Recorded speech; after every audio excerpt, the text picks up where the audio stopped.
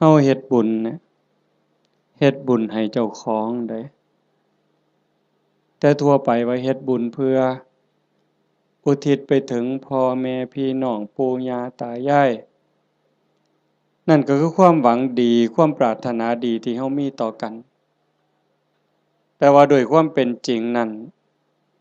เฮาเฮ็ดบุญให้เจ้าของซะก่อนคันมันเป็นไปตามคำสอนพระพุทธเจ้า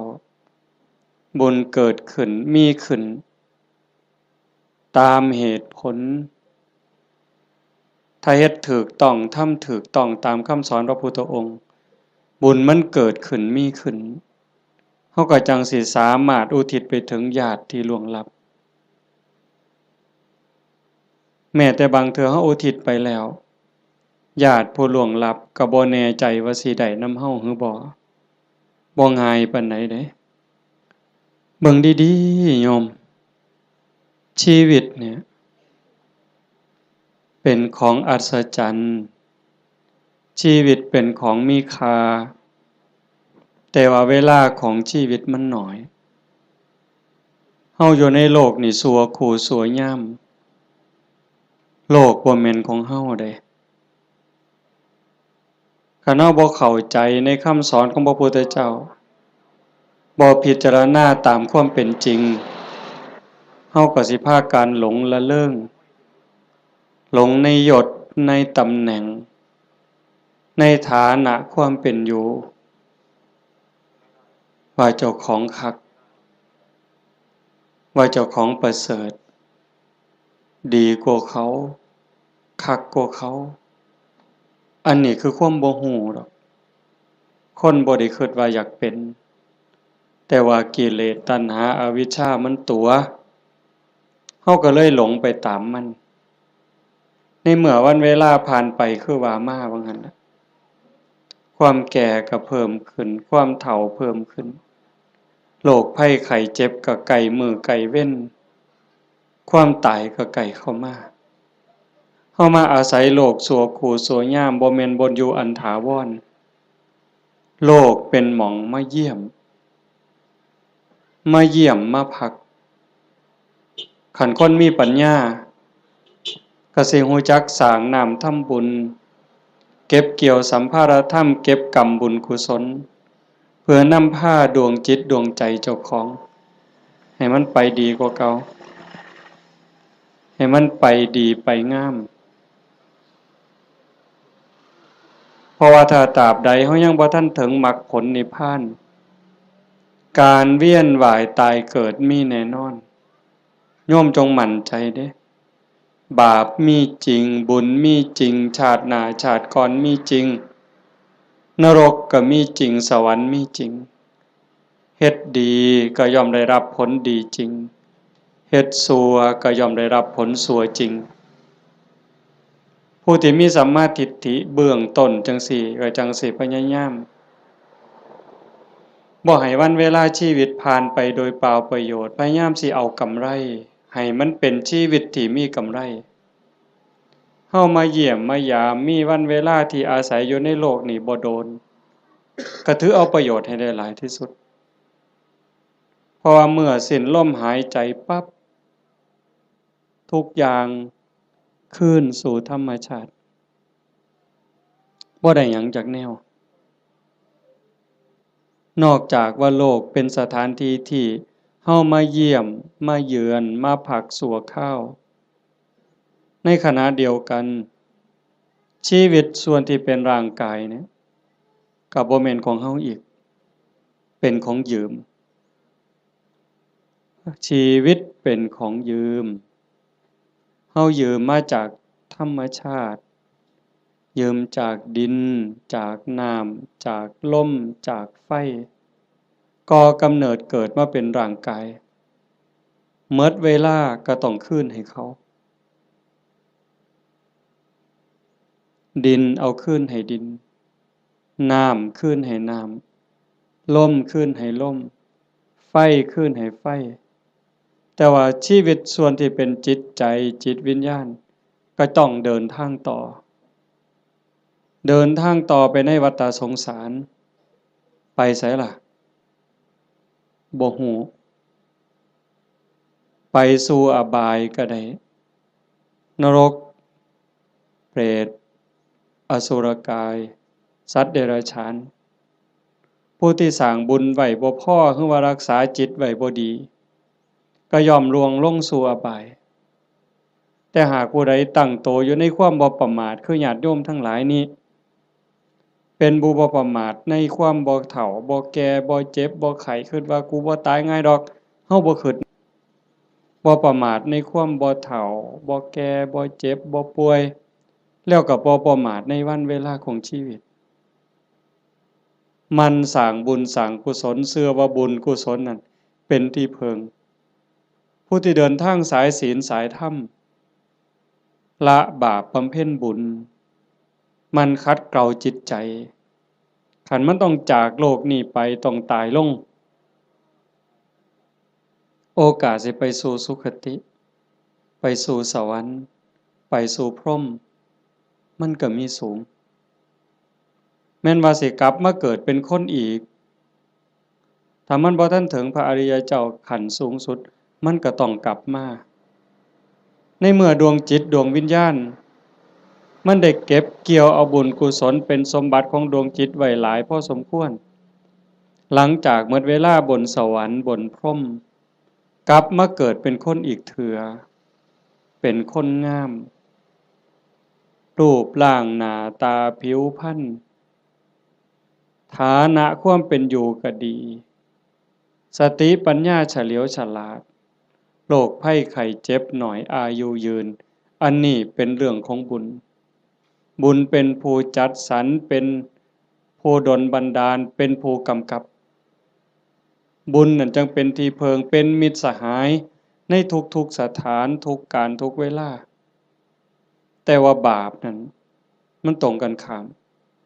เป็นสิ่งตามหลังตามพรานเป็นสิ่งที่ตามเผาล้นก่อให้เกิดความทุกข์ความเดือดร้อน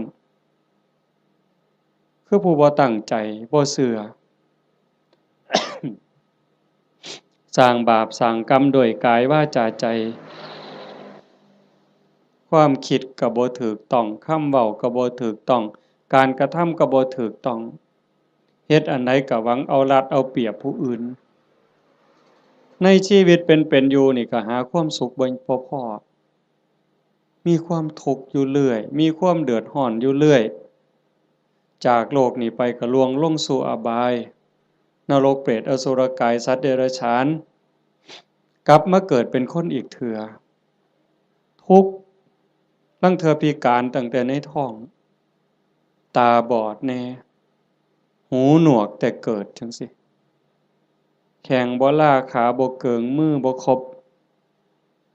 เป็นแนวใดโยมว่าพิกลพิการทั้งร่างกายแล้วเกิดในตระกูลที่ยากจนขี้ร้ายพร้อมพิการพร้อมจนพร้อมโรคภัยไข้เจ็บหลายพ้อแต่แนวบ่ดีเดือดร้อนบ่จบบ่สิ้นอันนี้ก็คือบาปเป็นผู้กำกับบาปเป็นผู้แสดงเป็นผู้กำกับการแสดงแล้วก็ส่งผลก่อให้เกิดความทุกข์ความเดือดร้อนผู้บ่ประมาททั้งหลายก็จังพยายามขนขวายในการสร้างบุญแต่มาจังว่าอนุโมทนาสาธุกับญาติโยมโดยเฉพาะเจ้าภาพ จริงๆกับเจ้าภาพทุกคนเจ้าภาพทุกคนที่มาร่วมกันในมื้อนี้เฮาตั้งใจสิเฮ็ดบุญกุศลอุทิศไปถึงโยมพ่อใหญ่ตาโยมแม่ใหญ่พุทธอุทิศแปลว่าให้เฮ็ดบุญหวังสิส่งไปฮอดโยมแม่ใหญ่ตาโยมพ่อใหญ่พุทธบุญรัตน์อันนี้ก็คือเจตนาอันนี้คือความหวังตั้งใจของญาติโยมทุกคนแต่ว่ามันสิเป็นไปดังใจบ่อาตมาเว้าค้างไว้ตั้งแต่ตอนต้นๆลางเทื่อเฮาคิดจังหนึ่งคิดจากได้จังซี่แต่มันก็บ่แม่นคือใจเฮาคิดหมดคันคือใจเฮาคิดหมดเฮาก็คือสิเป็นเศรษฐีกันซุคนบ่มีผู้ใดอยากทุกข์จากคนบ่มีผู้ใดอยากขี้ร้ายตั้งแต่เลขบ่ทันซื้อก็หวังว่าสิถูกอยู่ บ่ต้องเว้าถึงซื้อแล้วเด้นี่อันนั้นคือความหวังถูกเลข3โตวก็บ่เอาส่ำเด้ผู้ลางคนนี่อยากถูกฮอดรางวัลที่1พู้นซื้อลอตเตอรี่หั่นแต่มันเป็นคือคิดบ่ล่ะ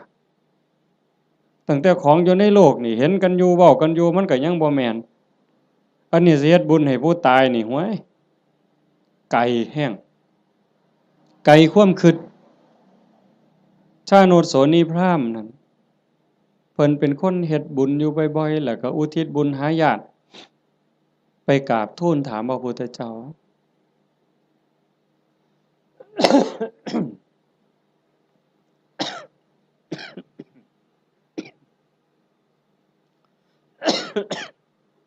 เพิ่นว่าเพิ่นเฮ็ดบุญดูๆเนี่ยอุทิศไปให้ญาติที่ล่วงลับไปญาติได้รับบ่พระพุทธองค์เพิ่นก็ว่ามันบ่แน่นอนดูก่อนพราหมณ์มันแล้วแต่ฐานะคำว่าแล้วแต่ฐานะคือผู้ที่จากไปนั่นเขาไปไสคันเขาไปตกนรกเขาก็บ่ได้รับผลบุญนี่ทันที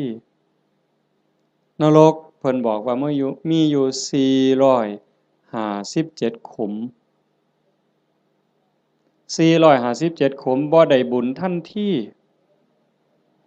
คันสิได้ก็ในเมื่อรับรู้รับทราบแล้วก็ยินดีอนุโมทนาสาธุ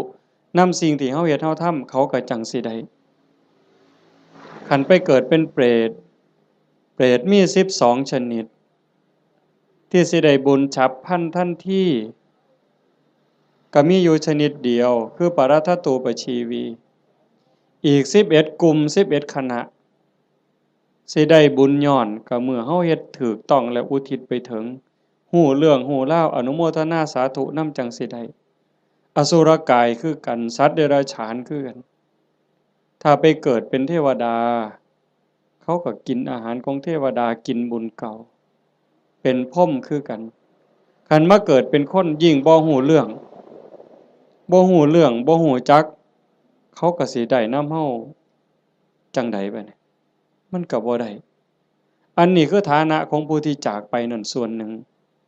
2ผู้เฮ็ดบุญนี่เฮ็ดเป็นบ่เฮ็ดถูกตามคำสอนพระพุทธเจ้าบ่สมมุติว่าญาติเฮาที่ตายจากไปรอคอยส่วนบุญคอยอนุโมทนาเอาบุญนำเฮานี่แต่ว่าผู้เฮาเฮ็ดบุญนี่เฮ็ดเป็นบ่เฮ็ดถูกบ่เฮ็ดแม่นตามคำสอนพระพุทธเจ้าบ่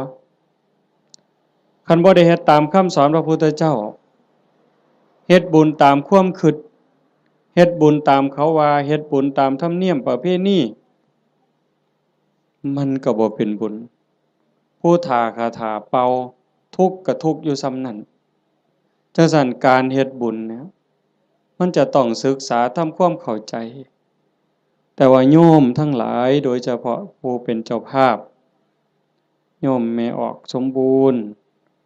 หลายๆคนเนาะพ่อใหญ่อ่อนแม่ใหญ่สมศรีนางวิภารัตน์นายทวีศักดิ์พ่อใหญ่สง่านางโยมกาญจนาโยมศิริพรโยมกิตติโยมชูชาติโยมสมบูรณ์นายประจวบนางรัตมณีโยมชั่นชัยโยมดวงธิดาโยมพรณภาโยมไกรสอนโยมจันทิราอันนี้ก็ถือว่าเฮาเข้าใจพอสมควรคันเฮาบ่เข้าใจในคำสอนพระพุทธเจ้าบ่ได้ฟังเรื่องบุญบ่ได้ยินเรื่องบุญจนเข้าใจแล้วเฮาก็จะเฮ็ดบุญจังซี่บ่ได้บ่เฮ็ดดอกต้องเฮ็ดอีกอย่างหนึ่งจังซั่นการเฮ็ดบุญมันเป็นการสร้างประโยชน์สูงสุดให้กับชีวิตตนเองในปัจจุบันแล้วก็หวังผลบุญนั่นให้เป็นสิ่งเพิงพาอาศัยได้ในปรโลกเบื้องหน้าเฮาก็จังเฮ็ดในส่วนที่เป็นบุญตามคำสอนพระพุทธเจ้าวางหนึ่งน่ะอาตมามานั่งฟังอยู่ในรถครูบาอาจารย์เพิ่นสิกลับวัดเพิ่นให้พรโยมมีบทหนึ่งตอนท้ายๆปุญญานิปรโลกัสสมิงปฏิฏฐาโหนติปานินังเพราะเหตุว่าบุญนั้น เป็นที่พึ่งของสัตว์ทั้งหลายในโลกหน้าพร้อมทั้งโลกต่อไปเพิ่นแปลว่าจังซี่ปุญญานิปรโลกัสสมิงปฏิทาโหนติปานินังเพราะเหตุว่าบุญนั้นเป็นที่พึ่งของสัตว์ทั้งหลายในโลกหน้าพร้อมทั้งโลกต่อไปบุญนี่เป็นสื่อของความสุขเป็นสื่อของความดีความงามบุญนำมาซึ่งความสำเร็จนำมาซึ่งความเจริญเฮาได้ดังหวังตั้งใจนี่บุญเป็นผู้กำกับทั้งหมดบุญเป็นสื่อของความสุขความดีความงามนำมาซึ่งความสำเร็จบุญเป็นที่เพิงนอกจากบุญบ่มีอันใดเป็นที่เพิงอันถาวรได้โยมคิดเบิ่งดีๆเด้แม่นอยู่ดอกในขณะที่เป็นอยู่เฮาก็แสวงหาหมดนั่นล่ะเข้าของเงินทองชื่อเสียงอำนาจวาสนาบริวารญาติพี่น้องก็พอได้เพิงพาอาศัยกันในข้าวที่ยังอยู่แต่โยมพิจารณาเบิ่งดีบ่คนเฮาเพิงพาอาศัยกันได้จริงๆกันในข้าวที่มีศีลมีธรรมในใจเด้ในข้าวที่ทุกคนมีศีลมีธรรมเจือจานอยู่ในใจก็จังเพิงพาอาศัยกันได้คันถ้าศีลธรรมจืดจางไปจากใจแล้วผัวก็เพิงบ่ได้เมียก็เพิงบ่ได้ลูกก็เพิงบ่ได้โยมเปิดโทรทัศน์เบิ่งสิได้ยินเกือบซุมื้อเห็นเกือบซุมื้อผัวฆ่าเมียเมียฆ่าผัวพ่อแม่ฆ่าลูกลูกฆ่าพ่อแม่พี่น้องฆ่ากันหมู่ฆ่ากันผู้บางคนมีเงินหลายๆก็คิดว่าสิอยู่เย็นเป็นสุขบ่เงินนั่นล่ะพาเจ้าของเดือดร้อนนอกจากสิถูกเขามาแย่งมาปล้นมาจี้จับไปเรียกค่าไถ่บางเทื่อเห็นว่าเจ้าของมีเงินหลายก็ไปข่มคนอื่นสร้างความเดือดร้อนให้ผู้อื่นก็โดนจับปรับไหมใส่โทษเมื่อดีบ่ดีเขากู้เขายืมค่าปิดปากค่าล้างหนี้ก็มีเห็นบ่ล่ะมันจังบ่แม่นที่เพิงอันแท้จริงแต่ที่เพิงอันแท้จริงคือบุญ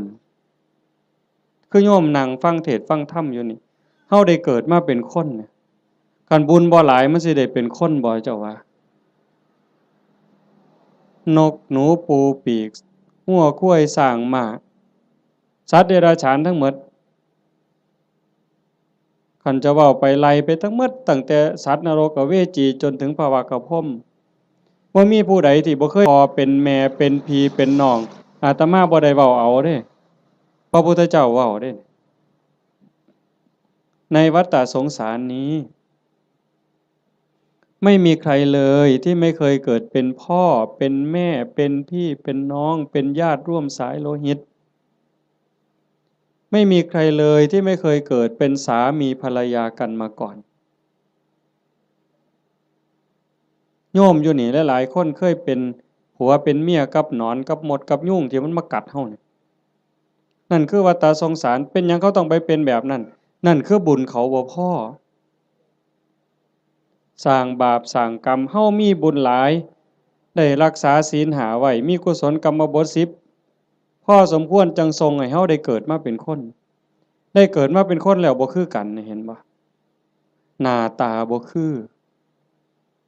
ฐานะบ่คือ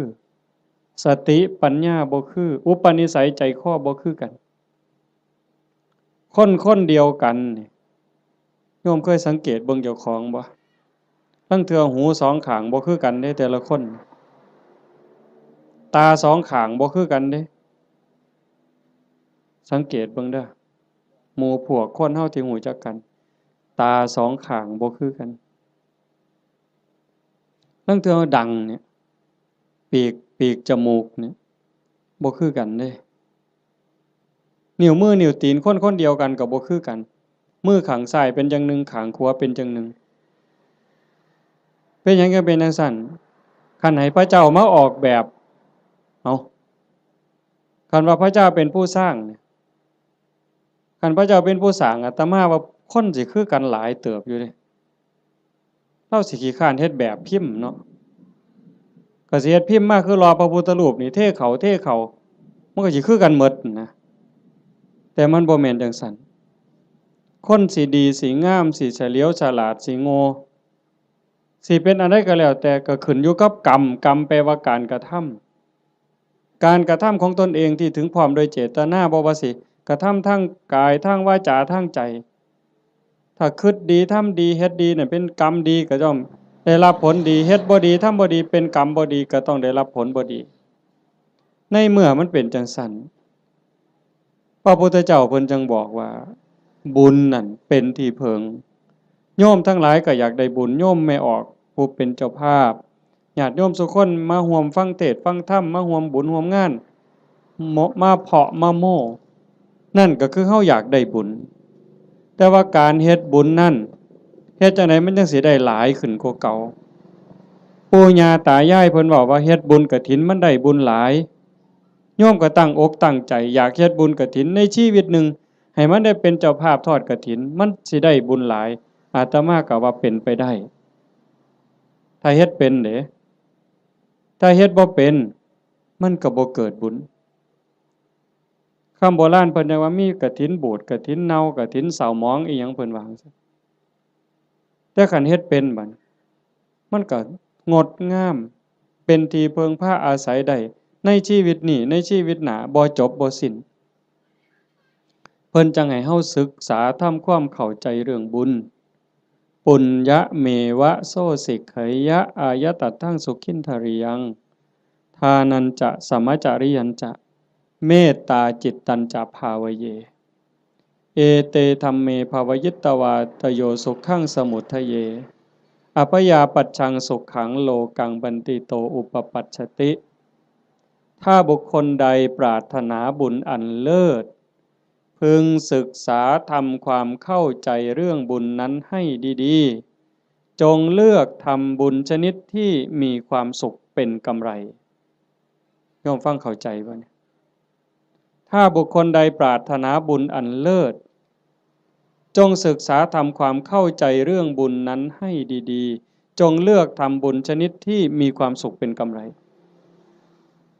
คำว่าบุญอันเลิศคือบุญประเสริฐดีงามประเสริฐเลิศเลอก็แสดงว่าต้องมีสิ่งที่ตรงกันข้ามนั่นคือบุญกระจอกบุญกระจอกบุญบ่พอสิได้ประโยชน์ไปเหย้าก็เอิ้นว่าบุญคือกันอยู่บุญกระจอกเป็นบุญชนิดที่มีความทุกข์เป็นกำไรเป็นบุญนอกคำสอนพระพุทธเจ้าเป็นบุญคิดเอาเป็นบุญตามเขาว่าเอิ้นชื่อว่าบุญคือกันบุญแข่งเหือเห็นบ่เป็นบุญบ่อนใดล่ะหมู่เจ้าว่าบุญบั้งไฟจังซี่เอาเป็นบุญบ่อนใดเอาเฮาก็เอิ้นว่าบุญอยู่เด้นี่บุญบั้งไฟตั้งแต่ไปเตรียมทานนี่ก็เท่าใดเครือกเวลาเท่าใดหมดเงินหมดทองเท่าใดผัวเมียผิดกันเท่าใดหมดให้หมดหน้าไปเท่าใดได้ปาลูกปาผัวปาเมียเท่าใดนั่นบ่บุญตายเท่าใดพิการเท่าใดนั่นคือบุญบ่น่ะนี่บุญตามเขาว่าบุญแข่งเหือคือกันนั่นคือบุญกระจอกอาจสิลงทุนเป็นล้านผู้ว่าราชการจังหวัดมาเป็นประธานเปิดพุ่นได้เฮ็ดบักอย่างใหญ่นี่นั่นคันระดับจังหวัดก็ยังแต่คักหลายกว่าเก่าดีบ่ดีก็ฆ่ากันตายในงานนั้นอันนั้นคือบุญกระจอกอาจสิลงทุนเป็นร้อยล้านพันล้านก็ได้แต่บ่แม่นที่เพิงบ่ได้เป็นสมบัติของจิตของใจหยังเลยบุญตามเขาว่าบุญตามประเพณีอีกอย่างหนึ่งขันบุญในบ้านในชุมชนจังซี่แต่อาตมาเป็นเด็กน้อยคือบวชมาใหม่ๆก็ยังได้มีซุมื้อก็ยังเหลืออยู่แต่ก็น้อยลงในบางจุดพอเฮาเว้าดูชี้แจงดูอย่างว่าบ่มีเหล้าบ่มียาบ่เป็นบุญดอกบ่ฆ่าหมูบ่ฆ่างัวบ่ฆ่าควายสู้กันกินนี่บ่เป็นบุญดอกบ่มีหมอร้องหมอลำบ่แม่นบุญดอกอันบุญจังซั่นเป็นบุญตามเขาว่าเป็นบุญกระจอกนอกพุทธศาสนาบุญชนิดนั้นมีความทุกข์เป็นกำไร มีความทุกข์เป็นกำไรมีความทุกข์เดือดร้อนตามมาบ่จบง่ายบ่สิ้นง่ายแถวตำบลดอนแลดเนี่ยอาตมากระเสือว่าโยมเคยเห็นปีกายอาตมาเทศน์ทั้งฟังนั่นอันนั้นเฮงแต่หมดหลายอยู่ด้วยกอตองหมอลำครูหมู่ฮ้อข้าวต้มมวยแม่นบ่งั้นจังซี่นี่หมอลำ300,000พุ่นก็ว่าเอาบุญบักคักเด้อเอาก็ได้ไปก็แล้วแต่ว่าบุญที่พระพุทธเจ้าสอนมันเป็นบุญชนิดที่มีความสุขเป็นกำไรอาจสิบ่ต้องลงทุนพอสลึงก็ได้บัดมันมีหยังแหน่บุญที่พระพุทธเจ้าสอนเป็นบุญในเขตพุทธศาสนาเป็นบุญสงบเย็นแล้วก็มีความสุขเป็นกำไรทานันจะท่านคือการให้การแบ่งการปันโยมให้ออกสมบูรณ์ต้อนรับพี่ในป่าพ่อลุงน่ะบ่าวน่ะสาวลูกเต่าเล่าหลานมาเพาะมะโม่บุญตั้งแต่น้ำเป่าๆน้ำดื่มธรรมดาแก้วหนึ่งต้อนรับกันโยมไม่ออกสมบูรณ์ก็สบายใจเห็นบ่ไหว้กันต้อนรับกันทักทายปราศัยเว้ากันดีๆซ้ำนี่ก็เป็นบุญบุญคือความสุขฟังให้ดีเด้บุญคือความสุขความอิ่มใจความเบิกบานใจแล้วบุญนั้นไม่มีโทษบ่แม่นม่วนซื่อๆเด้ต้องบ่มีโทษบ่มีภัยนำในโลกนี้ในโลกหน้าเก็บดอกไม้น่ะมาแต่ข้างหัวใส่พานยกใส่หัวบูชาพระรัตนตรัยความอิ่มใจก็เกิดนั่นบ่ต้องเสียหยังหลายยิ่งคือตอนเพลเฮาได้ถวายเพลยกสำรับกับเขาถวายครูบาอาจารย์ได้ไหว้พระได้รับศีลคันเข้าใจตั้งใจดีๆเกิดความสุขเกิดความอิ่มใจตรงนี้คันญาติพี่น้องเพิ่นอยู่ในฐานะที่สิได้เพิ่นก็ได้คันเฮาเฮ็ดถูกเฮ็ดแม่นนี่เพิ่นต้องได้คันเฮ็ดบ่ถูกบ่แม่นหมดร้อยล้านพันล้านก็บ่เป็นบุญบ่ได้นำจังว่าทานันจะทานคือการให้การแบ่งการปันตั้งแต่อามิสทานวัตถุทานข้าวน้ำสามปลาโภชนาอาหารปัจจัย4ทั้งหมดที่เฮาถวายกับหมู่สงฆ์ก็แล้วแต่อันนี้มันเกิดความสุขคันยิ่งธรรมทานให้ความรู้ให้ความเข้าใจที่ถูกต้องให้คำแนะนำที่เป็นประโยชน์ในการดำรงชีวิตที่เป็นศีลเป็นธรรมเป็นไปเพื่อความถูกต้องดีงามอันนั้นเป็นธรรมทานอานิสงส์ก็ยิ่งใหญ่กว่าเก่าบัดนี้คันเลยไปฮอดอภัยทานล่ะให้อภัยญาติโยมเคยเป็นอยู่บ่เฮาเครียดให้คนเครียดให้หมู่ก็ตามให้เอื้อยให้อ้ายก็ตามให้พี่ให้น้องก็ตามให้ลูกให้หลานหรือให้ลูกไผลูกเขยเฮาเครียดเฮาขมกักไว้ในใจนี่มันทุกข์มันอุกมันอังแต่คันเฮารู้จักให้อภัยปั๊บอโหสิปั๊บมันก็คือกับบงหนองบงเสียนเคยตำมือตำตีนตำแข้งตำขาต้องเอาซ้ำมือนี่ล่ะไปเสียนไม้ไผ่น้ำขอบเตียงขอบหยังมันเตรียมตำมือเข้ามานี่มันก็บ่พอล้มพอตายแต่มันนั่นเดียดเดียดเดียดอยู่เรื่อยบัดเฮาตัดสินใจบงออกเคลียร์เอาหนามนั่นออกเอาเสียนนั่นออกปั๊บโล่งการให้อภัยก็เป็นจังซั่นฝีจังซี่โยมเคยเป็นฝีบ่แต่ต่อมาเป็นเด็กน้อยฝีอยู่ก้นอยู่กับโพกโยมไม่ออกเพิ่นกีบักเขียบแหงกับเปลือกบักงิ้วกีจนมันไหม้ดำๆเอามาผสมกับปูนเขี้ยวหมากเอามาแปะมันดูดจูดจูดจูดปวดแต่มันคือยับออกปืดปืดปืดปืดบ่โดนหัวฝีหลุดปกออกมาเศร้าเจ็บเศร้าปวดทันทีนั่นคือทานเด้นี่อามิสทานก็มีประโยชน์บ่น้อยอานิสงส์บ่น้อย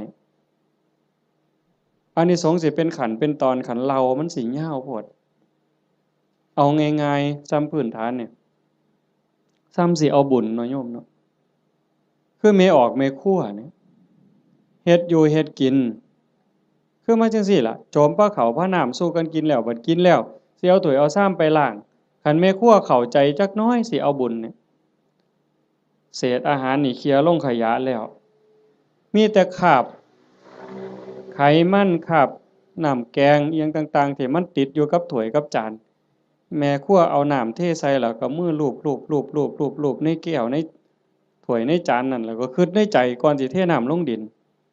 โอ้ยน้ำเศษอาหารรสชาติอาหารติดๆอยู่กับน้ำนี่เทลงไปในดินให้สัตว์อาศัยในดินมันได้กินเด้อพวกขี้ไก่ดักไก่เดือนไก่มันได้กินกินแล้วก็ให้มันอยู่ดีมีแรงสุขกายสุขใจเด้อแล้วเทลงไปปึ๊บซ้ำนั่นพระพุทธเจ้าว่าเป็นบุญที่นับประมาณไม่ได้แค่นี้เด้อโยมเพราะท่านได้เป็นหยังย้อนได้นี่เป็นบุญหลายจนนับประมาณบ่ได้ซ้ำเฮานับบ่ได้แล้วว่าฝนตกเนี่ยมันจักเม็ดแม่น้ำมูลแม่น้ำโขงแม่น้ำเจ้าพระยาคือน้ำในทะเลนี่เฮานับบ่ได้ว่ามันจักซ่อนจักแก้วจักขวดจักลิตรจักแองจักโองเฮาบ่สามารถจะนับได้เพียงแค่เฮาเทน้ำล้างถ้วยล้างจานลงในดินแต่เจตนาให้พวกเชื้อโรคพวกขี้ไก่เดือนให้มันได้กินซ้ำนี่ก็บุญมหาศาลพระพุทธเจ้าเพิ่นก็ยังไล่ขึ้นมาจากสัตว์เดรัจฉานร้อยเทื่อพันเทื่อก็บ่สู้ให้คนขี้เมาคนบ่มีศีลบ่มีธรรมตีหัวหมาด่าแม่คนคันให้พวกนี้เทื่อเดียวก็ได้หลายกว่าให้สัตว์เดรัจฉานร้อยเทื่อพันเทื่อให้คนบ่มีศีลบ่มีธรรมจังสันร้อยเทื่อพันเทื่อก็บ่ได้บุญหลายเท่าให้โยมผู้มีศีล5เทื่อเดียวเพราะว่าคนมีศีลมีธรรมมันสิเฮ็ดโลกนี่สงบร่มเย็นแล้วก็เป็นประโยชน์นำกันอีกให้คนผู้มีศีล500เทื่อพันเทื่อก็บ่ได้บุญหลายเท่าให้ผู้มีศีล8พ่อใหญ่แม่ใหญ่เฮาไปจำศีลอยู่วัดในมื้อวันพระวันศีลหรือมีงานปฏิบัติธรรมไปนุ่งขาวห่มขาวนั่นล่ะเป็นเนื้อหน้าบุญผู้ศีล5บริสุทธิ์100เทื่อพันเทื่อก็บ่ได้บุญหลายเท่าให้ผู้มีศีล8เทื่อเดียวให้ผู้มีศีล8 100เทื่อพันเทื่อก็บ่ได้บุญหลายเท่ากับให้เน้นน้อยผู้เดียวได้บัดนี้เน้นน้อยศีล10เด้ให้เน้นน้อยศีล10 100เทื่อพันเทื่อก็บ่ได้บุญหลายเท่ากับให้พระภิกษุศีล227เทื่อเดียวให้ผู้พระภิกษุเนี่ยศีล227 100เทื่อพันเทื่อก็บ่เกิดบุญหลายเท่ากับให้นักบวชนอกศาสนาที่เขาฝึกฝนอบรมบ่มจิตบ่มใจจนข่มราคะความรู้สึกระหว่างเพศขาดสะบั้นลงแล้วไล่ขึ้นมาอีกเป็นเก่าชั้น10ชั้นพุ่นบ่ไล่ดอกจนฮอดพระพุทธเจ้าจนฮอดสงฆ์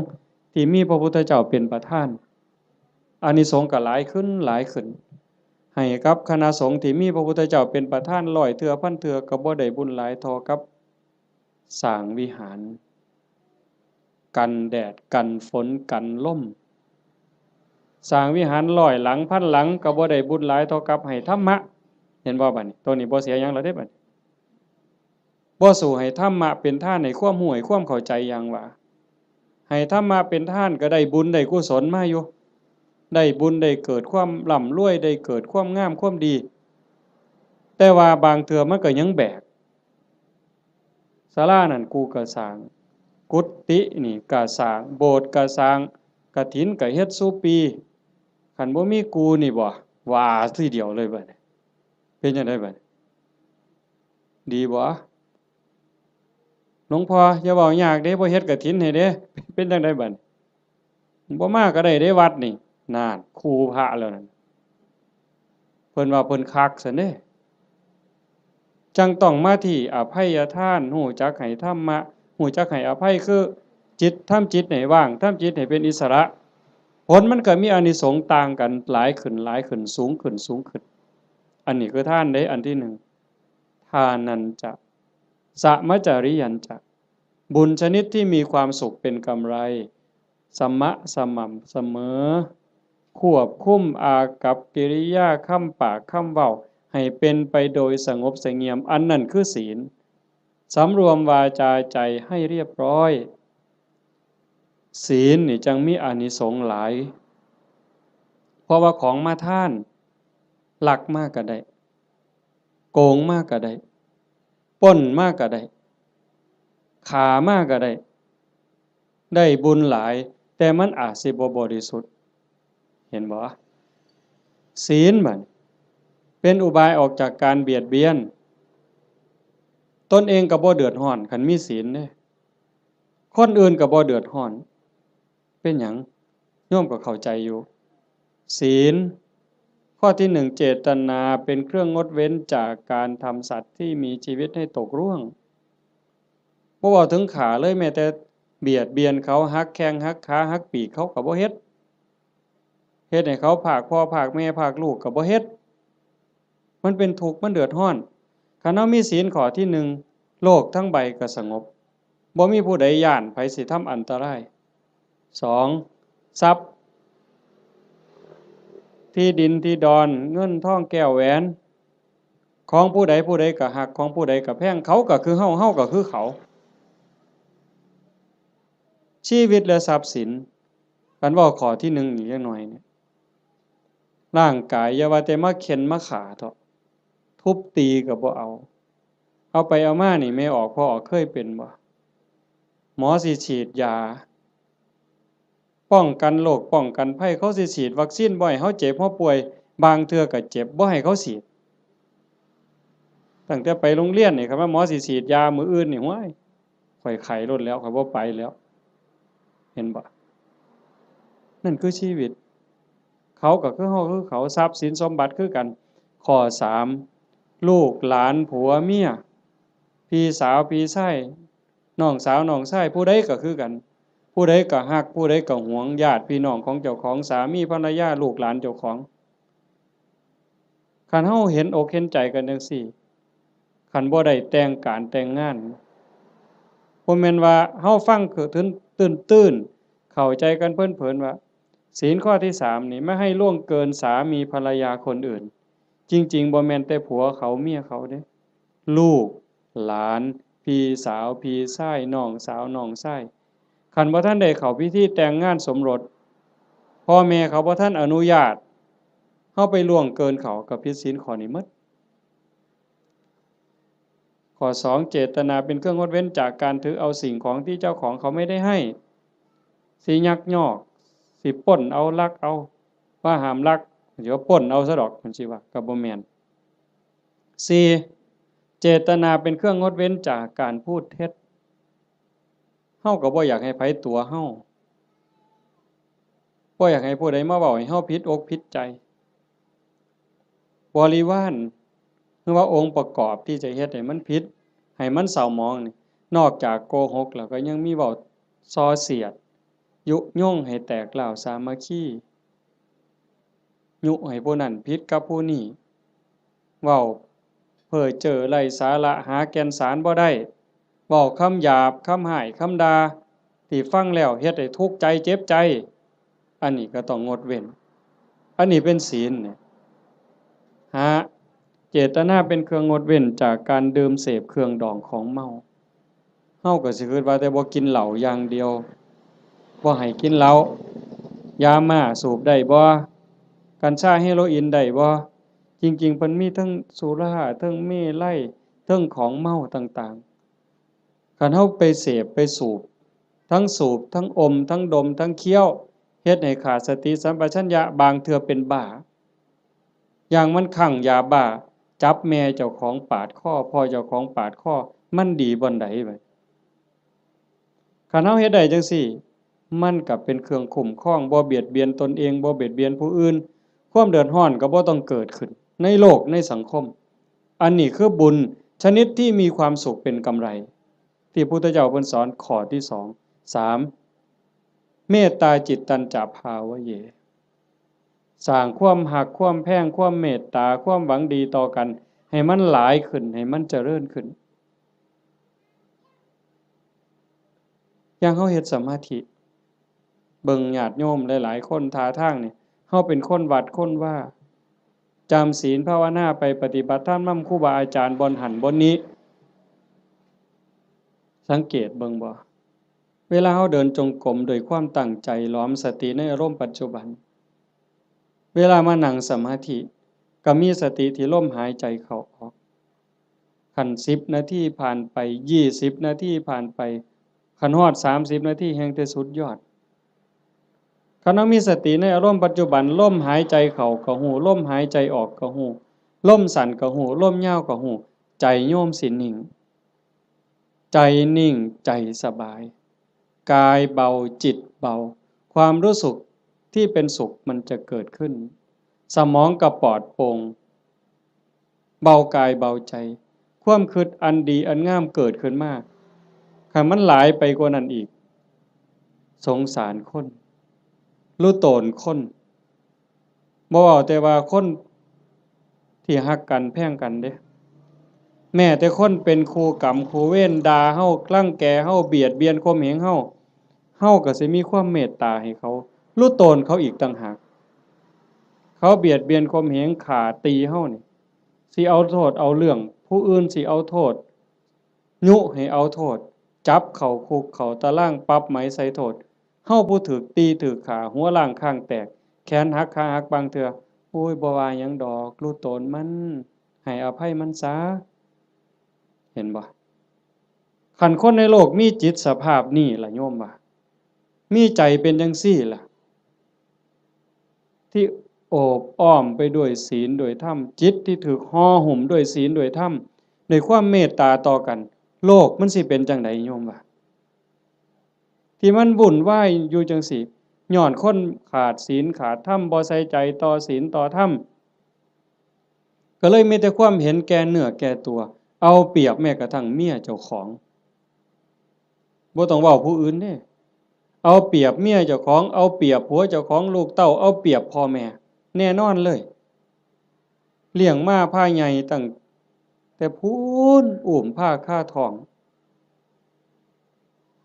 ยากปานใดไม่ออกหูดีบ่ต้องจักถามดอกว่าพ่อแม่สิรักเฮาส่ำใดห่วงใยเฮาส่ำใดโยมถามเจ้าของรักลูกแต่มื้อใดยายหึถามจักหน่อยนี่โยมรักลูกแต่มื้อใดเกิดไสเกิดจากท้องหรือเกิดในท้องบ่ยายว่าเกิดออกจากท้องมารักเลยแต่อาตมาเห็นว่าผู้บางคนนี่ส่วนหลายรักตั้งแต่ว่าลูกมีในท้องพู้นว่าตั้งท้องแล้วรักเลยลุกก็ระวังย่างก็ระวังกินก็ระวังนอนก็ระวังสิกินอันใดลงไปคันถ้าแม่นเจ้าของมักปานใดเคยกินเคยแซ่บแต่คันว่ามันสิเฮ็ดให้ลูกแสบลูกร้อนหยุดนั่นคือความรักเด้รักตั้งแต่ว่าลูกอยู่ในท้อง9 เดือน10 เดือนคลอดมาก็เกือบล้มเกือบตายเชื่อว่าทุกคนนี่มื้อออกลูกนี่บ่มีผู้ใดม่วนปานใดดอกเทิงร้องเทิงไห้จมให้ผัวซ้ำผู้บางคนเครียดให้ลูกบ่ซังลูกบ่รักตั้งแต่คาท้องบ่ฮู้ซ้ำว่าลูกในท้องนี่มันสิเป็นผู้หญิงหรือเป็นผู้ชายสิพิการบ่สมบูรณ์บ่สิขี้ร้ายหรือสิงามสิเกิดมาทำร้ายเจ้าของบ่สิเป็นคนดีหรือเป็นคนชั่วบ่เกี่ยวกันบ่สนใจเลยรักอย่างเดียวบัดลูกเกิดมาแล้วเลี้ยงมาลำบากปานใดหมดข้าวจักเหล้าตัวสิใหญ่แต่ละคนหมดเสื้อผ้าจักผืนหมดเงินจักแสนแต่งการแต่งงานให้แล้วบ่เฮ็ดเรือนเฮ็ดชานให้อีกแล้วบ่มีทางออกลูกมาก็มาให้แม่เลี้ยงพ่อเลี้ยงคือเก่าพูดไปหาซื้อขนมกินอยู่กรุงเทพเอาหลานมาให้ยายเลี้ยงแทนที่สิได้ลงวัดลงว่าจังหันจังเพี้ยนบ่ค่าหลาน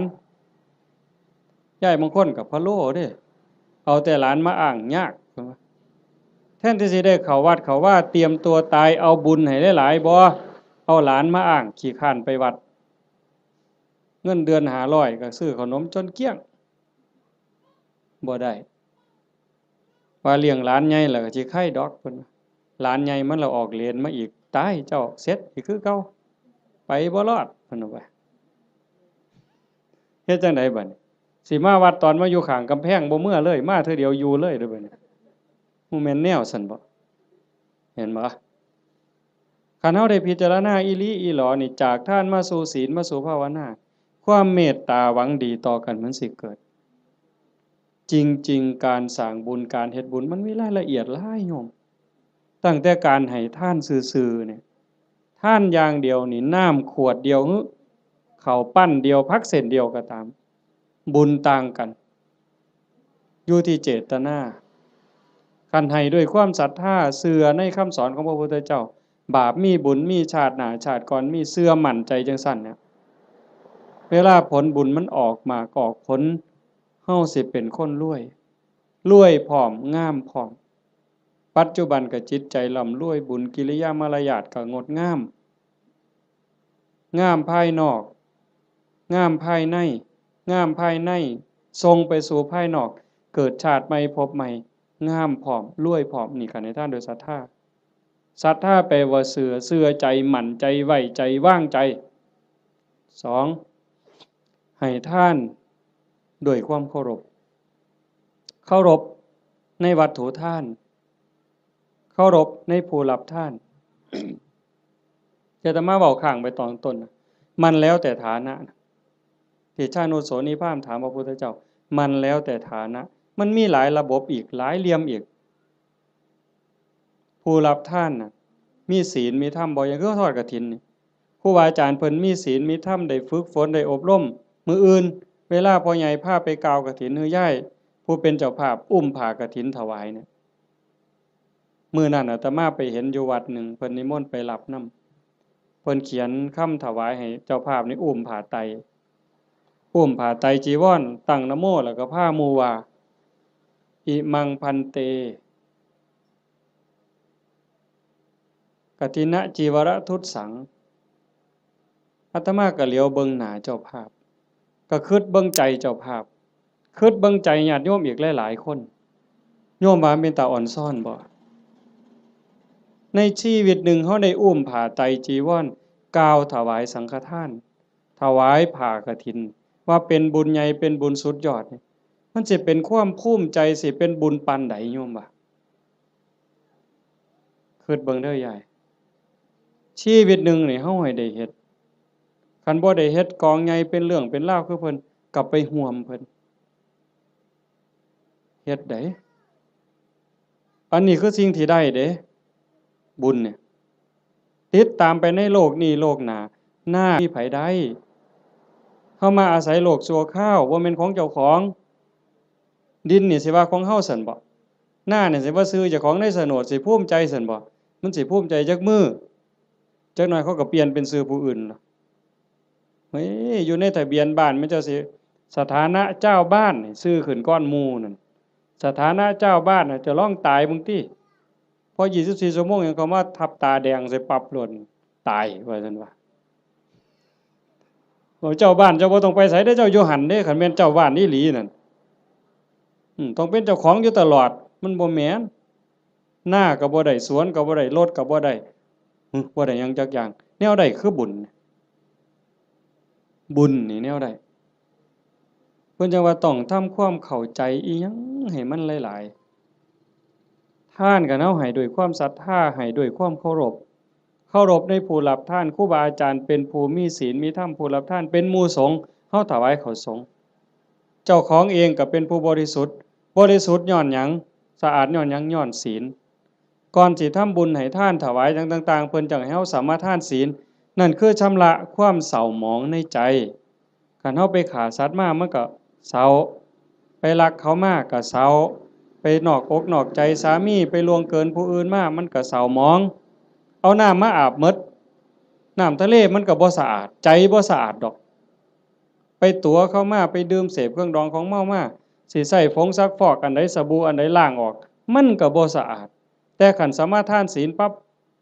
ปานาติปาตาทินากาเมมุสาสุราปั๊บพระสงฆ์เพิ่นสรุปศีลให้ปั๊บสำบายใจล้างความหม่นหมองความเศร้าหมองในใจนั่นออกมา นั่นเป็นผู้บริสุทธิ์นี่เด้มันสิเกิดภละอานิสงส์หลายมันแล้วแต่ฐานะสิเกิดบุญจังไดนี่หนึ่งผู้ให้บริสุทธิ์สองวัตถุที่มาทำบุญก็บริสุทธิ์สามผู้รับก็บริสุทธิ์ผ่ากฐินมาทอดกฐินนี่มันสิบริสุทธิ์บ่เป็นกฐินเน่ากฐินบูดกฐินเศร้าหมองบ่ผ่านั่นบ่ได้ลักไผมาบ่ได้ยืมไผมาเป็นของที่เกิดด้วยหยาดเหงื่อแรงงานด้วยความบริสุทธิ์ผ่าเก่าก็ได้ย่ายผ่าเก่าก็ได้กลางเก่ากลางใหม่ก็ได้ผ่าใหม่ก็ได้ผ่าบางสุกุลก็ได้ไปเก็บมาแต่กองขยะพุ่นก็เป็นกฐินได้ไปเก็บมาจากกองขยะสีกได้เถอะค่ะท่อนละซ้ำฝ่ามือทำศอกซ้ำแขนมาหยิบต่อกันเฮ็ดผ้าสบงได้ผืนหนึ่งเก่าๆก็ได้แต่ว่าเป็นกรรมสิทธิ์โดยชอบธรรมโดยความถูกธรรมนั่นคือวัตถุทานที่บริสุทธิ์บุญกุศลมหาศาลแล้วก็ประกอบกับเจตนาอีกก่อนให้นี่มีศรัทธาบ่ตั้งใจไว้ดีบ่คันมีความศรัทธามีความเหลื่อมใสของนั้นแม้นมันสิน้อยสิราคาหลายปานใดพักเครื่องเส้นแต่ก่อนให้มีความศรัทธามีความตั้งใจสักกจังทานังเทติให้ท่านด้วยความเคารพด้วยความศรัทธาเนี่ยของนั้นมันสิมีค่ามีราคาหน่อยเฮาตั้งอกตั้งใจถวายพระพุทธเจ้าว่าบุญบ่น้อยของได้มาด้วยความชอบธรรมได้มาแล้วโดยธรรมเป็นของบริสุทธิ์ก่อนให้ก็มีศรัทธามีความเหลื่อมใสในขณะที่หยิบยื่นให้ทรงให้ยกประเคนก็ภูมิใจดีใจให้ไปแล้วหลังให้ก็มีความปีติยินดีคิดพ่อยามใดก็สุขใจอิ่มใจภูมิใจจนน้ำตาหลั่งน้ำตาไหลบุญจะเกิดอันนี้คือฐานะที่เฮ็ดให้บุญมันมีพลังสามให้ท่านตามการกฐินนี่ก็ประยุกต์เข้ามาในหันเพราะว่าวัดหนึ่งรับได้เทื่อเดียวในรอบปีเดือนเดียวเท่านั้นคันมือร้อยกระทงไปแล้วสิมีเงินแบ่งพันนี่เต็มปะล่ำนี่ก็ทอดกฐินบ่ได้หมดโอกาสเห็นบ่มันถือการถือเวลาคันผู้ใดให้ท่านตามการตามเวลาเพิ่นบอกว่าเมื่อบุญมันออกหมากออกผลเต็มที่แล้วตกทุกข์ได้ยากลำบากลำบนบ่อนใดอยู่ไสก็ตามสิมีคนซอยเหลือแม่นเว้ากันบ่ฮู้เรื่องก็สิมีคนซอยคันบ่มีผู้ซอยอยู่บ่อยู่ก็ถูกเลขบ่อยากถูกก็ถูกเฮาสิได้ยินอยู่เรื่อยพวกถูกลอตเตอรี่ถูกแจ็คพอตบางเทื่อก็แม่ค้าขายผักบางเทื่อก็3ล้อบางเทื่อก็คนกวาดถนนพวกเรานี่บ่ได้ซื้อประจำดอกกวาดถนนไปเข็นผักไปรู้ตนเห็นคนตาบอดเห็นคนพิการที่มาขายลอตเตอรี่เฮามีใจรู้ตนนี่คนทุกข์นี่จะรู้ตนกันบางเทื่อก็บ่อยากได้บ่อยากซื้อแต่ว่าเพราะอยากอุดหนุนเขาหยิบให้แน่บ่เบิ่งฮอดตัวเลขซื้อมาแล้วก็ใส่กระเป๋าไว้บ่หัวซ่าเลขออกไปแล้ว2มื้อ3มื้อจังมาคิดพ้อตรวจเบิ่งก่อนนะนั่งว่างๆตรวจเบิ่งถูกซ้ำนี่เป็นผลบุญจากการให้ท่านตามการตามสมัยคือกฐินจังซี่อันนึงคนตกรถตกเรือบ่มีค่ารถจังซี่ลูกกำพร้าคนด้อยโอกาสจังซี่คนถูกไฟไหม้บ้านน้ำท่วมนาหนาวบ่มีเสื้อผ้าห่มเฮาซอยเหลือในคราวที่คนอื่นเดือดร้อนนี่มันเป็นการละทานผลบุญเกิดเฮาสิได้มีคนซอยเหลือท่านการท่านเวลาการให้ทานโดยจิตโดยความเคารพที่ว่ามาวังหันข้อที่2ขามมานิดนึงเคารพในผู้รับทานเคารพในวัตถุทานผลบุญเกิดสิได้ลูกดีผัวดีเมียดีข้าทาสบริวารสิเป็นคนซื่อสัตย์ไว้ใจได้วางใจได้มีอานิสงส์หมดเด้4กฐินนี่ก็เข้ามาในนี่อีกทานด้วยจิตหวังอนุเคราะห์ตามธรรมดางานกฐินมันสิเป็นเรื่องของพระเรื่องกฐินเป็นเรื่องของพระบ่เกี่ยวกับโยมออกพรรษามามื้อวันแฮม1ค่ำเดือน11จนฮอดวันเพ็ญเดือน12ระยะเวลา1เดือนนี่ภาษาธรรมเพิ่นสิเอิ้นว่าจีวรการเวลาแห่งการแสวงหาผ้า ออกพรรษาปั๊บเพิ่นก็สิแยกย้ายกันไปเพราะว่าผ้าสมัยเก่ามันบ่ได้ดีคือซุมื้อผ้ามันเปื่อยเป็นฝ้ายอีโป้แม่นบ่พ่อใหญ่อาตมาก็ได้ใช้อยู่ย้อนหลังไป40กว่าปีหั่นฝ้ายตำเอาเองมันบ่ได้เหนียวบ่ได้หมั่นปานนี้มายิ่งสมัยก่อน2,600กว่าปีโยมว่ามันสิปานใดบัดไปเก็บมาจากกองขยะผ้าห่อศพจังซี่ผ้าเปื้อนประจำเดือนไม่ออกก็ไปถิ้มจังซี่ผ้าไปฉีกเอามาต้มน้ำเลือดน้ำเหลืองออกซักน้ำออกมาเย็บเป็นผืนแต่บัดมื้อนี้ย้ายผู้เป็นเจ้าภาพพร้อมลูกพร้อมหลานเขียนหนังสือว่าสั่นก็ถือพานดอกไม้ไปกราบหลวงพ่อเจ้าอาวาสหลวงปู่หลวงตาครูบาอาจารย์บ่ต้องลำบากเด้อบ่ต้องกังวลเด้อเรื่องกฐินปีนี้ข้าน้อยสิพาลูกพาหลานพาพี่พาน้องเฮ็ดถวายดอกเด้อให้ครูบาอาจารย์สำบายใจได้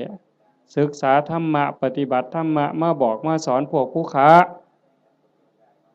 นี่คือการให้ทานด้วยจิตหวังอนุเคราะห์นั่งเมื่อให้ทานด้วยจิตหวังอนุเคราะห์จังสี่ผลบุญมันเกิดในเมื่อผลบุญเกิดขึ้นมาปั๊บ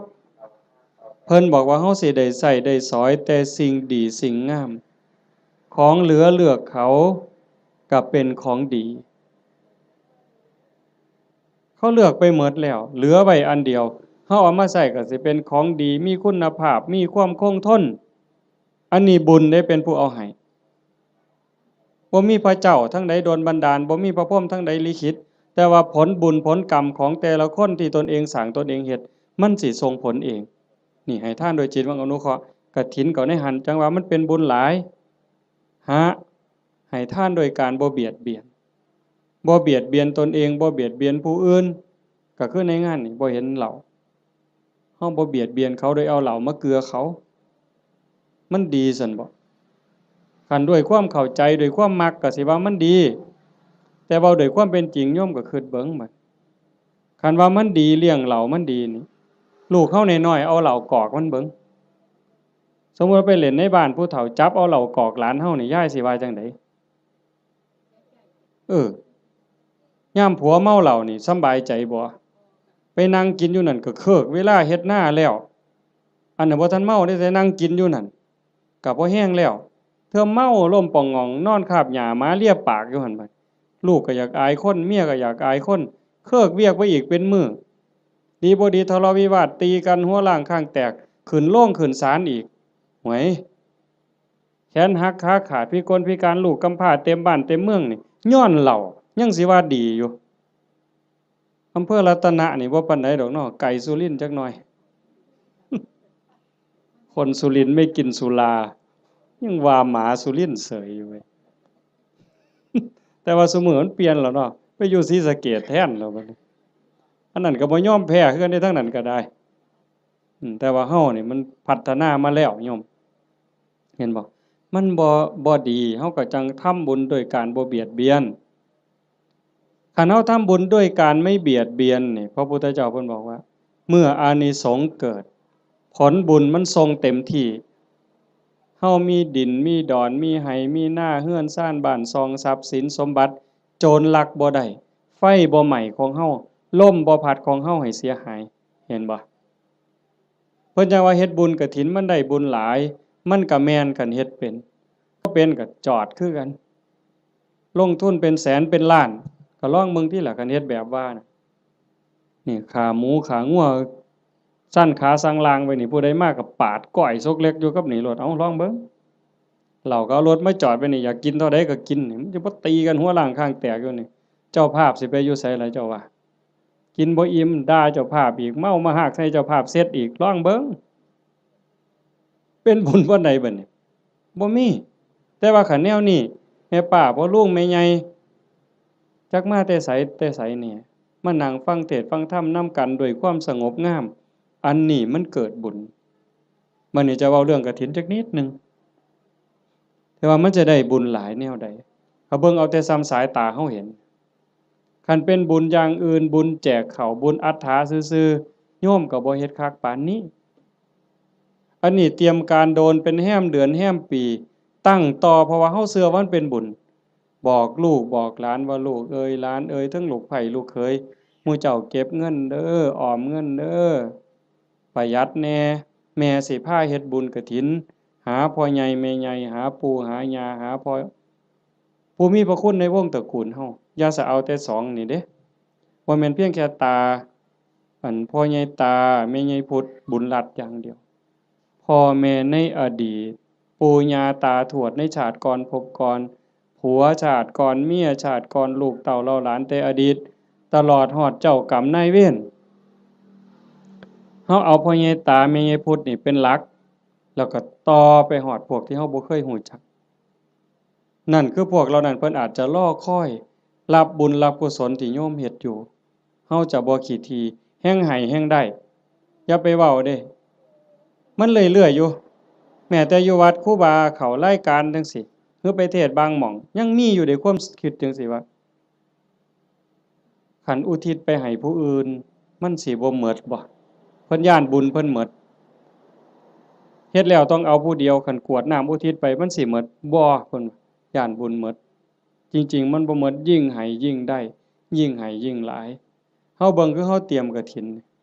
ผูกผ้าเตรียมอาสสงฆ์เฮ็ดฝาเฮ็ดผ้าข้างหลังเฮ็ดสายลุงหาบักกล้วยบักอ้อยบักพร้าวตั้งอิหยังขึ้นมาไม้กวาดหามากกกล้วยกกอ้อยหามากองกฐินให้มันยิ่งใหญ่ความตั้งอกตั้งใจจังซี่มันก็ก่อให้เกิดบุญพอเฮาเฮ็ดด้วยศรัทธาเฮ็ดด้วยความเคารพเฮ็ดด้วยความตั้งใจนี่อานิสงส์มันหลายแล้วก็อีกอย่างหนึ่งหลังจากเฮานอกจากเฮาจะเฮ็ดด้วยความตั้งอกตั้งใจด้วยความศรัทธาแล้วประโยชน์มันเกิดกับพระพอประโยชน์เกิดกับพระที่เอิ้นว่าอานิสงส์เกิดกับพระแล้วมันก็ยังย้อนมาใส่โยมแม้แต่เฮาบ่เฮ็ดจังซี่อ่าอานิสงส์ที่มันเกิดจากการเป็นคนดีมีศีลมีธรรมที่เฮาเฮ็ดอยู่ประจำพระพุทธองค์เพิ่นก็บอกว่ามันมีอยู่4อย่างอันนั้นคือสากลสิใส่บาตรหน้าบ้านหน้าเรือนซอยเหลืองานสาธารณะจังซี่งานวัดงานโรงเรียนงานตำรวจงานอนามัยเฮาไปซอยด้วยความตั้งใจด้วยความจริงใจเพิ่นว่า1ชื่อเสียงอันดีฟุ้งกระจรไปไกลก็แม่นอีหลีคันโยมเป็นคนดีมีจิตใจเอื้อเฟื้อต่อโลกต่อสังคมชื่อเสียงอันดีฟุ้งกระจรไปไกล2คนดีย่อมคบหา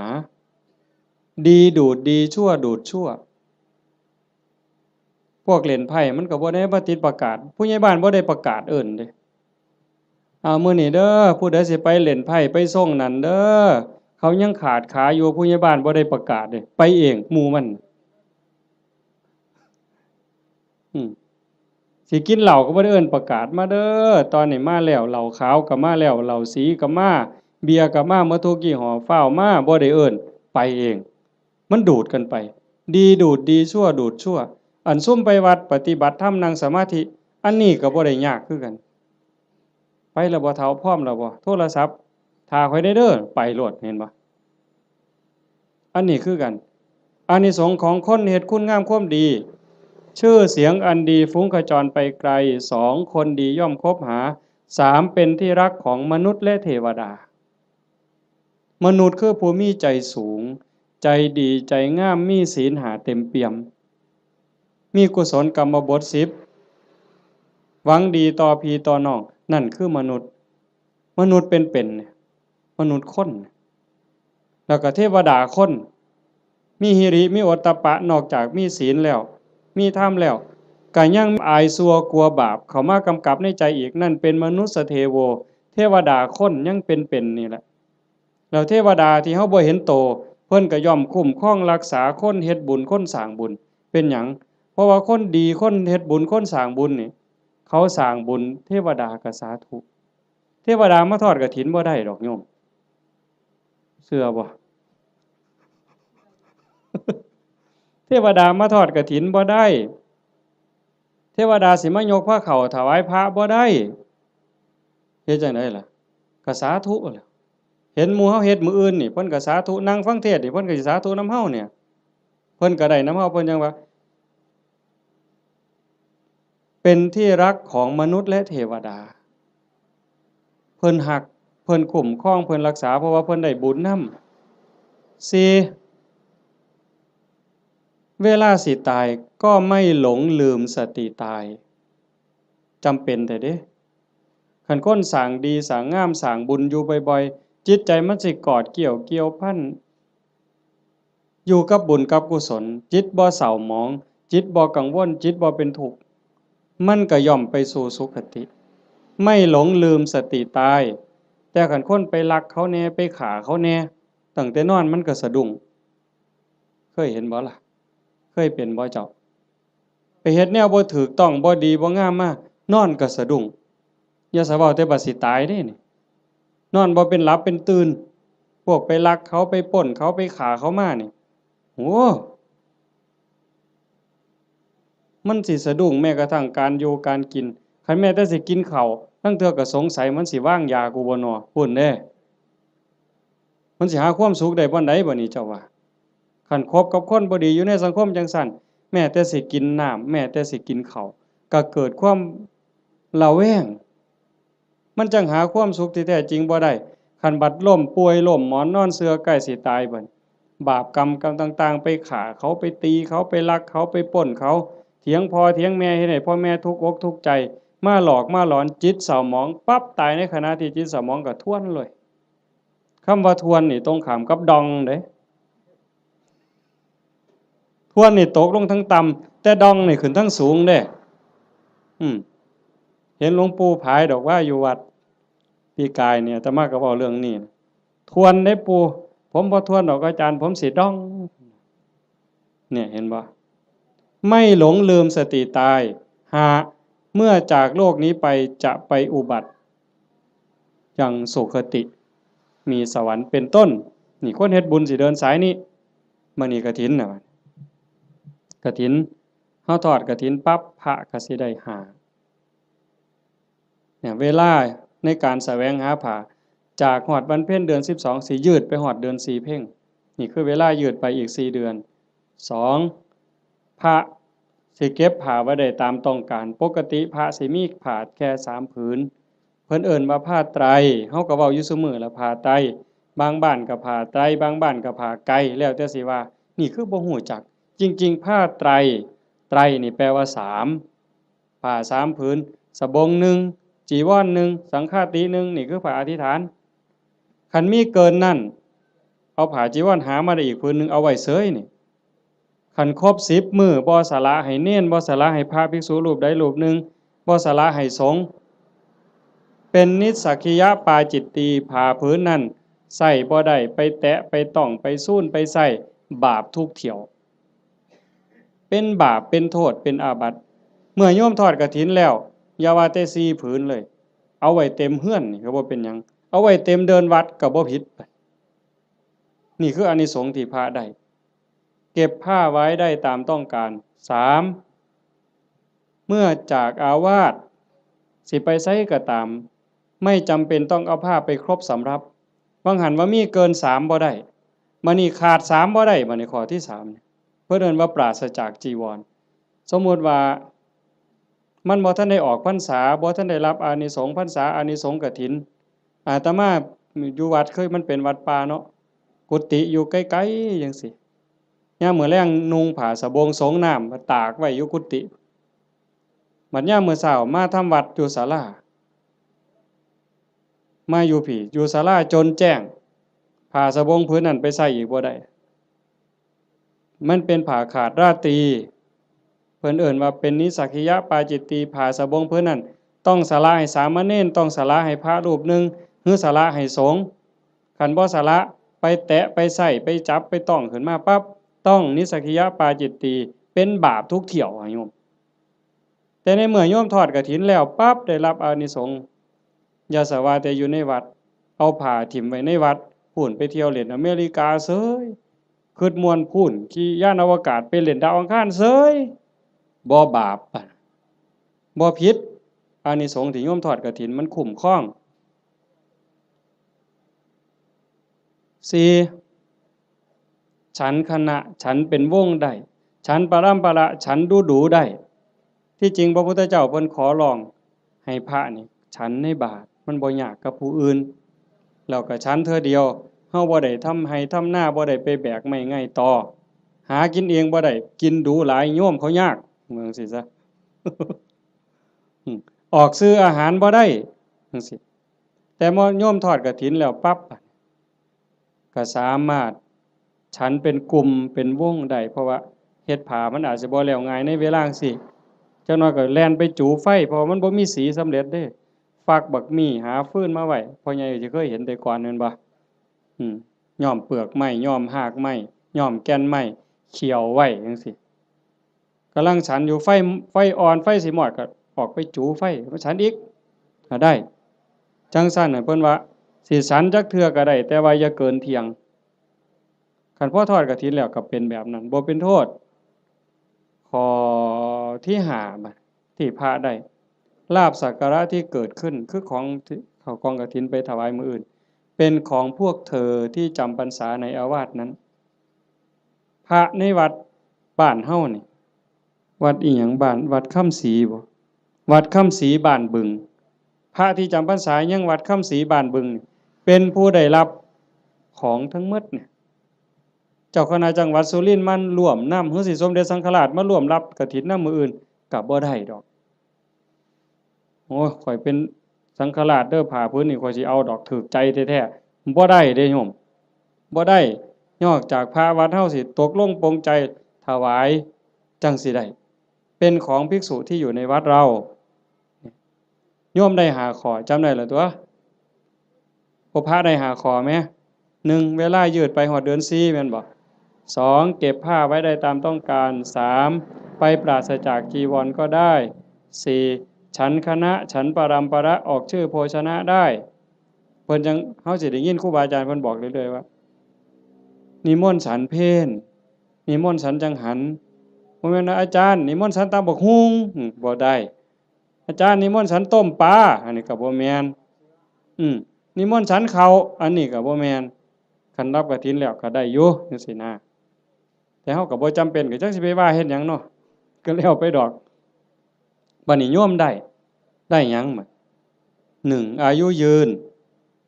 ผู้ทอดกฐินผู้ร่วมไปอนุโมทนากฐินสิได้ประโยชน์คืออานิสงส์1อายุยืน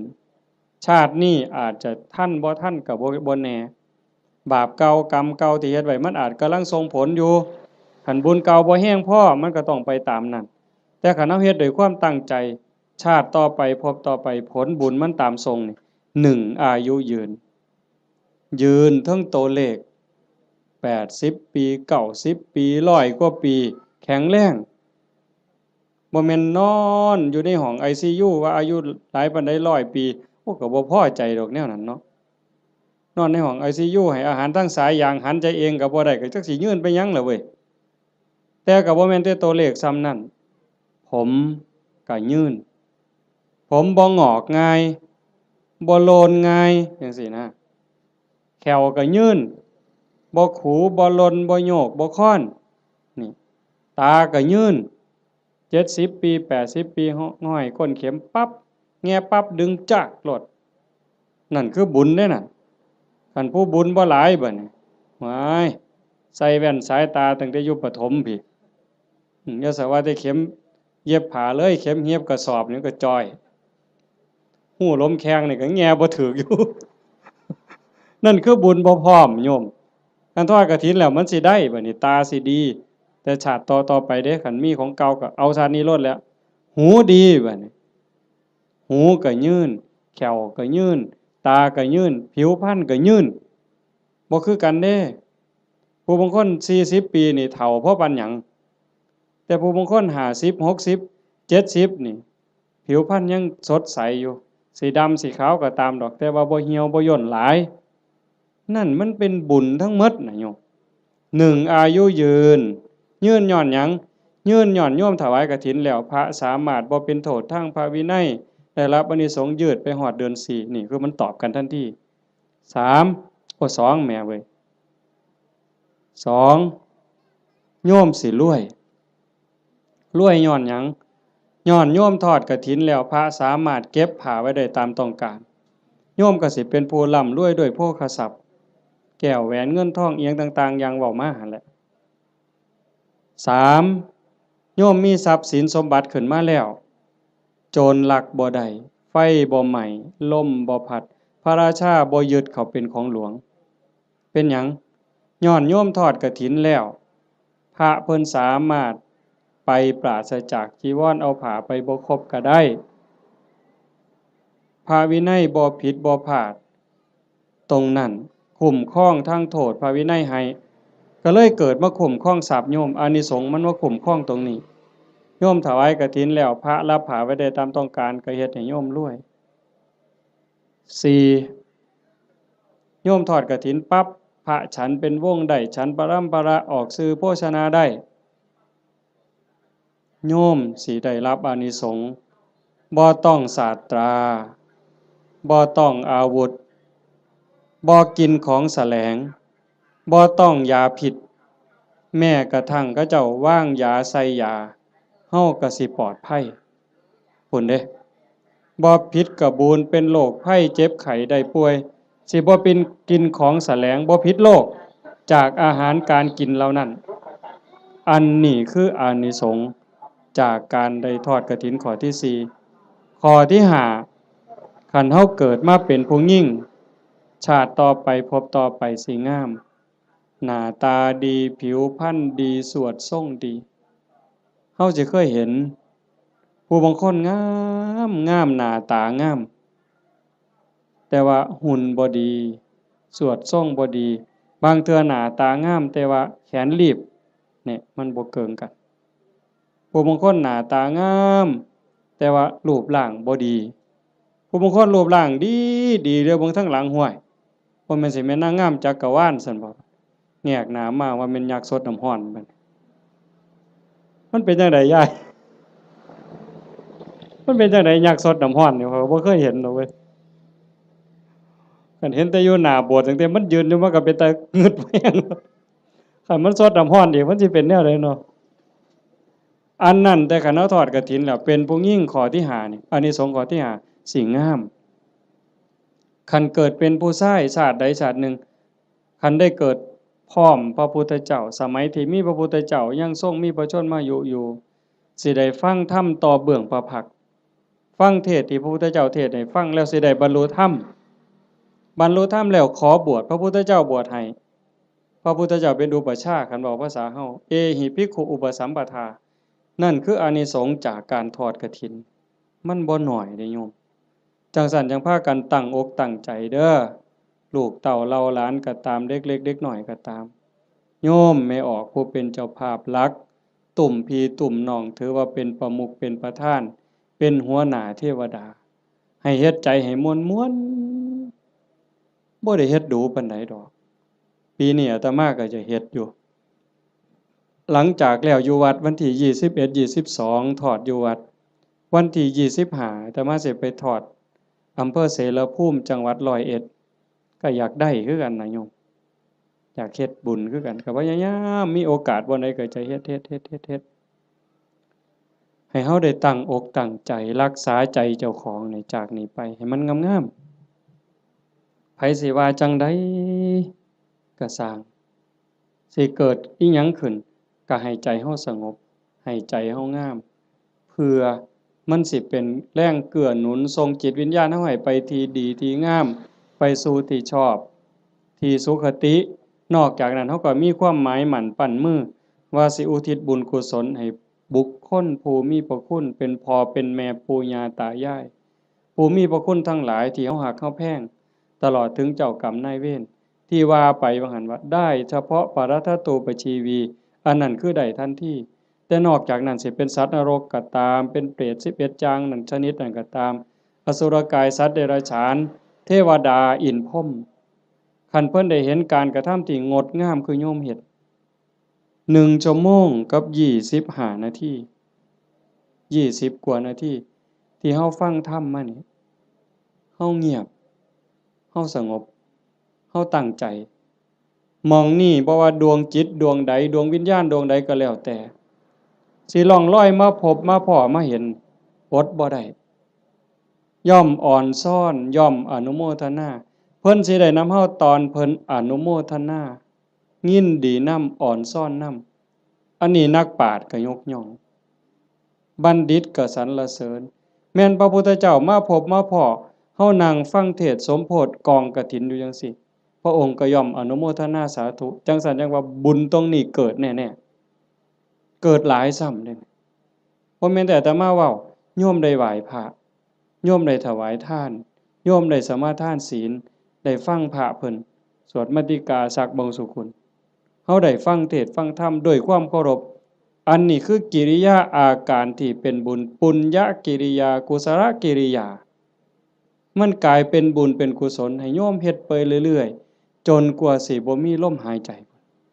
บ่อิ่มบ่เต็มบ่เพียงบ่พอง่ายอย่าว่าพอแล้วล่ะอย่าว่าพระพุทธเจ้าตรัสรู้เป็นพระสัมมาสัมพุทธเจ้าแล้วมีมื้อใดที่พระพุทธเจ้าบ่เฮ็ดบุญบ่เป็นแบบเป็นอย่างบ่สอนธรรมแม้กระทั่งลมหายใจสุดท้ายสิมาถึงนอนเหยียดลงแล้ว